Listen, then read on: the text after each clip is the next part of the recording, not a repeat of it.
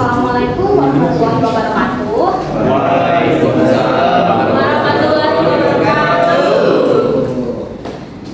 Perkenalkan, saya Adi Setiawati dengan NIM 20240140029. Nah, pada kesempatan pada hari ini saya akan menjelaskan tentang lulur. Nah, kalian tahu nggak sih lulur itu apa? Ada yang udah tahu nggak apa itu lulur? Udah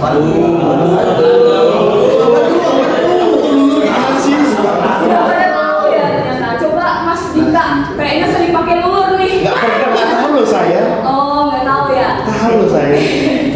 Dika make up. Lain saya lipstick. Kayaknya kan pasti di sini kalian entah itu mama kalian, saudari kalian pasti ada ya yang pakai lulur gitu. Iya. Nah, jadi lulur itu merupakan produk perawatan kulit ya.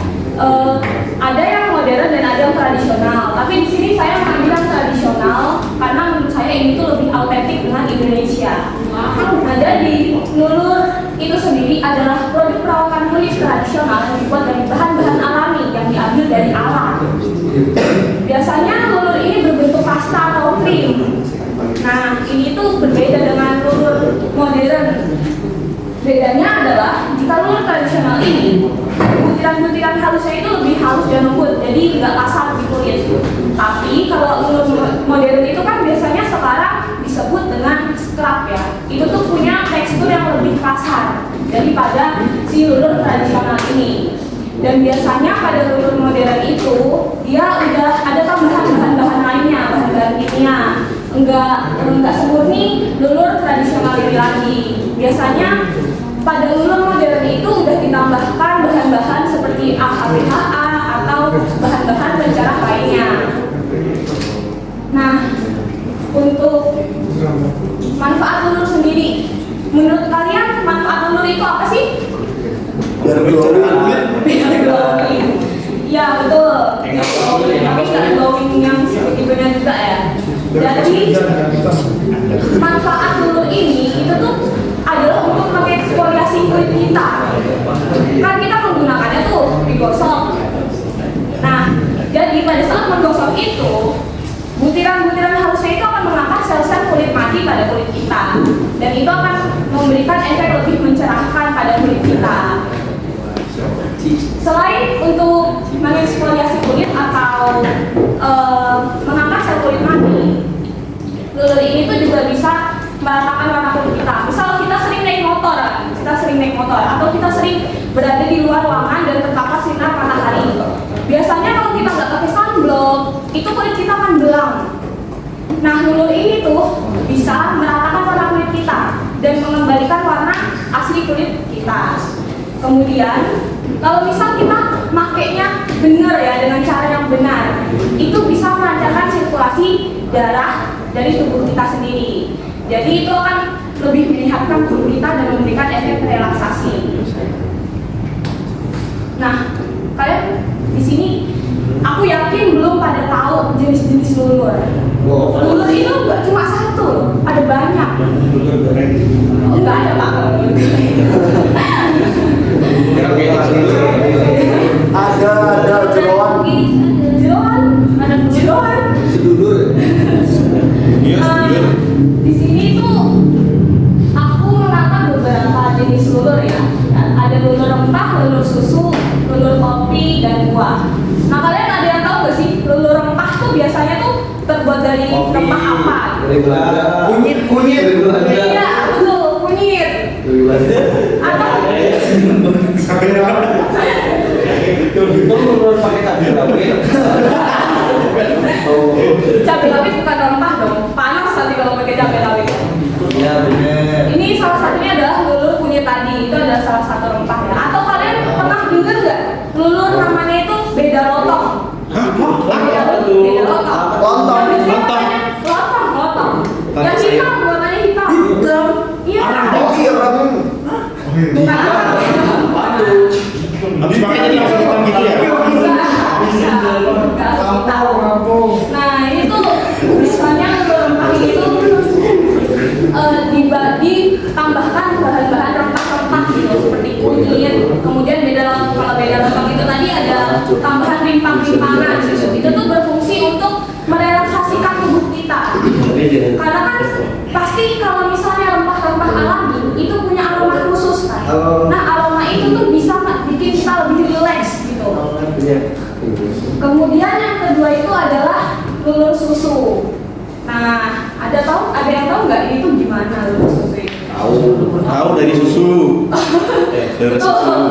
Lulurnya ini tuh ditambahin bahan utama susu ya. Kenapa susu? Karena orang-orang tuh kebanyakan percaya kalau susu itu banyak akan nutrisinya, jadi bisa lebih mencerahkan atau memutihkan kulit kita tuh 3 kali lebih cepat daripada lulur-lulur yang lainnya. Tuh, makanya orang dulu tuh percaya banget sama susu. Oh, susu bakalan bisa bikin kulit kita tuh lebih flawless gitu.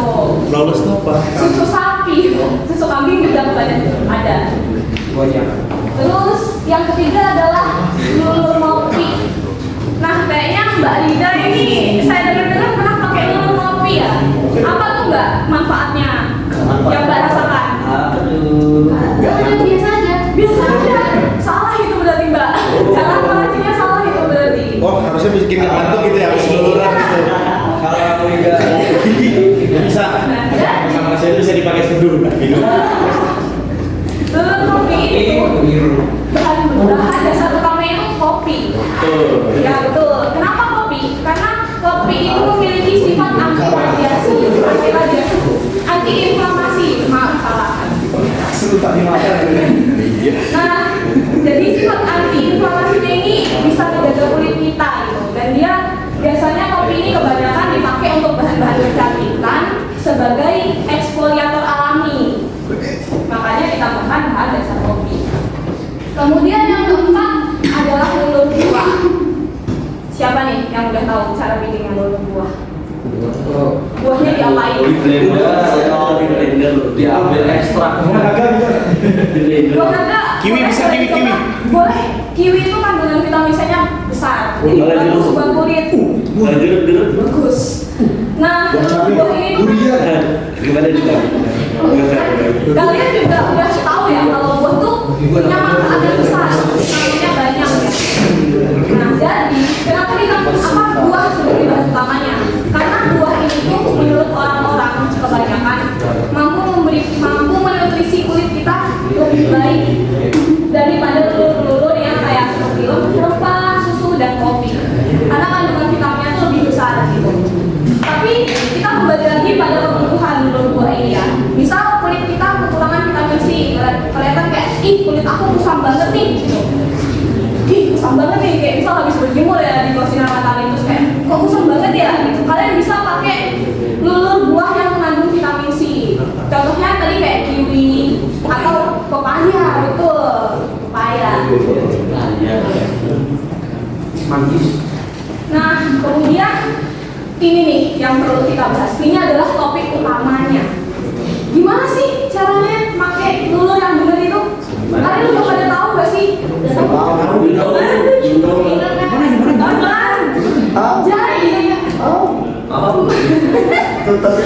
pemakaian lulur yang benar itu adalah pada pertama-tama.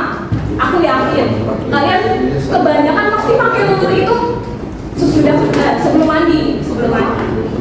Iya. Lagi yang cowok-cowok biasanya tuh nggak tahu. Habis mandi. Oke. Nah, terus mandinya pakai air apa? Pakai air masak. Jadi ya sebenarnya lulur ini tuh digunakan pada saat kita udah selesai mandi. Kenapa? Karena pada saat kita udah selesai mandi itu kan kotoran teratas dari kulit kita itu udah diangkat duluan. Jadi lulur ini tuh bisa lebih mudah membersihkan dan masuk ke dalam kulit kita. Dan mandinya itu juga sebenarnya lebih optimal kalau kalian itu mandinya pakai air hangat.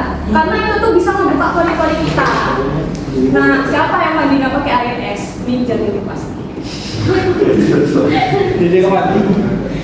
Nah, waktu kita udah selesai mandi itu, kulit kita dikeringin. Tapi pengeringannya itu jangan sampai kering banget ya. Waktu kita pakai lulur itu, jangan pada saat kulit kita tuh kering banget atau basah. Harus pada saat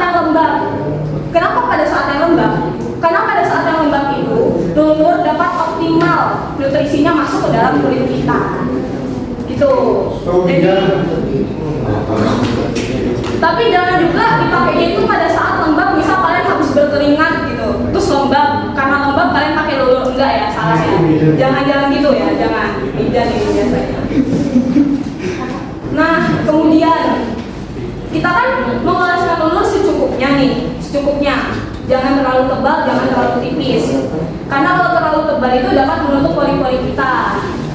Nah, jadi saat kita menggosoknya, aku yakin pasti kebanyakan dari kalian itu kalau menggosok lulur itu secara vertikal atau horizontal, atau gosoknya salah-salahan.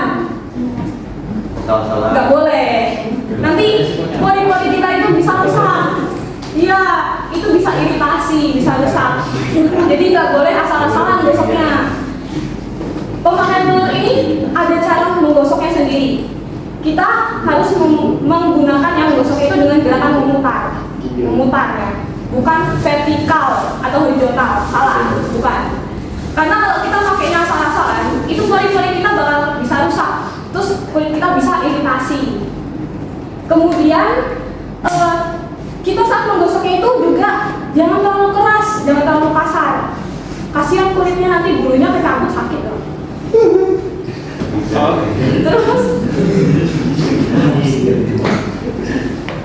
Terus dari kita menggosoknya, kalau keras terlalu kasar, itu tuh pori-pori kita tuh bakal kayak merasa, oh aku dipakai dengan tekanan seperti ini. Dia akan membuka lebih lebar dan itu tuh memungkinkan untuk terjadi iritasi dan kerusakan pada pori-pori.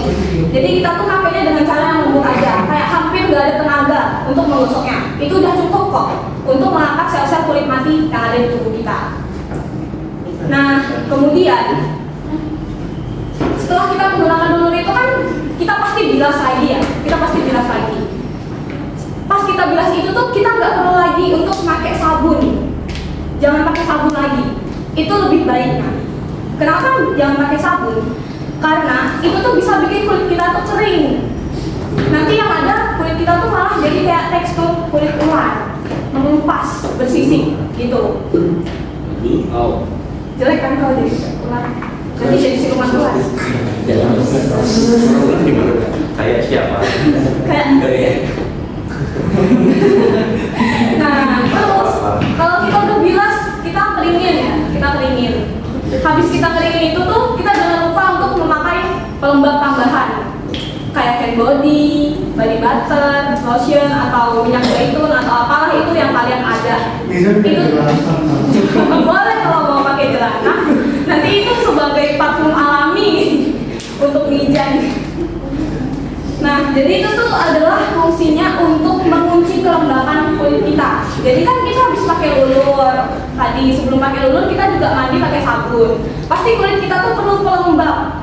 Karena itu tuh ada bahan-bahan untuk yang kayak bikin kulit kita tuh jadi kering gitu. Jadi untuk mengunci kelembapan dan tetap menjaga kesehatan kulit kita tuh harus pakai pelembab tambahan. Nah, kemudian ini adalah slide terakhir saya.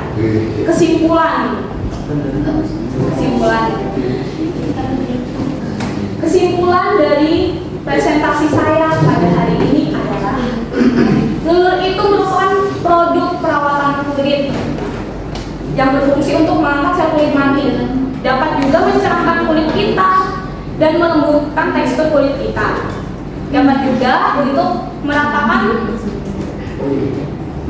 warna kulit kita. Dan yang paling penting adalah lulur itu tuh fungsinya adalah mengembalikan warna asli kulit kita, enggak untuk memutihkan ya, enggak untuk memutihkan. Mungkin kalian tuh pernah dengar, misalnya iklan Shinzui ya, misal nih, kayak lulur ini bisa memutihkan kulit kita gitu. Itu karena lulur itu tuh udah ada tambahan khusus, tambahan bahan kimia yang lain seperti AHA dan bahan-bahan whitening yang lainnya. Kalau pada lulur alami, lulur tradisional ini tuh nggak ada tambahan bahan-bahan kimia, unsur-unsur kimia tuh kayak AHA atau apapun itu tuh nggak ada. Itulah sebabnya jadi lulur tradisional ini tuh lebih ke mengembalikan warna asli kulit kita, bukan untuk memutihkan.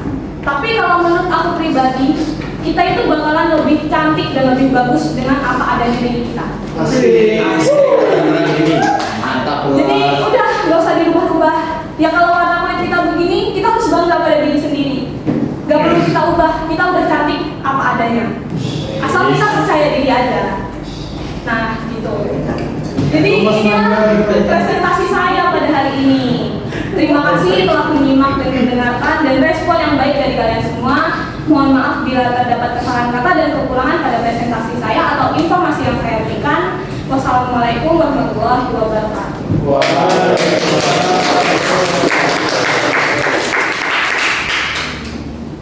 Kayaknya emang udah suka sharing ya. Ya, nggak usah sharing kok. Pak Gito, Pak. Fitnah ini fitnah. Oke, udah overall nyaman banget ya untuk menyimak public speaking-nya. Ya. Gak ada sih apa ya komennya. Cuma tadi aja yang sering begitu pada pertama-tama lagi. Terus nanya sih efeknya apa kalau misalnya orang nanya ya, efeknya apa kalau misalnya olahraga, keringat terus Kalau misal kita habis aktivitas olahraga atau apapun itu, kita belum memutuskan diri kita belum mandi. Nah itu kan masih ada kotoran-kotoran dari hasil aktivitas kita dari luar. Ya misal keringat-keringat. kalau nge-gym gitu, nge-gym keringetan kan nggak gampang nggak bakal. Tetap ada Pak. Itu kan kayak nanti tuh lulunya itu nggak optimal dalam membersihkan gitu. Karena tuh masih ada misal kita kan keringetan nih, pasti kan kita lembab gitu kan Pak. Nah itu tuh daki-daki kita tuh masih ada, jadi harus kayak kita bersihkan dulu pakai mandi. Nah itu jadi daki-dakinya tuh kan udah kebersih pakai sabun, jadi lebih optimal. Oke, cukup. Terima kasih. Kita kasih sekali lagi.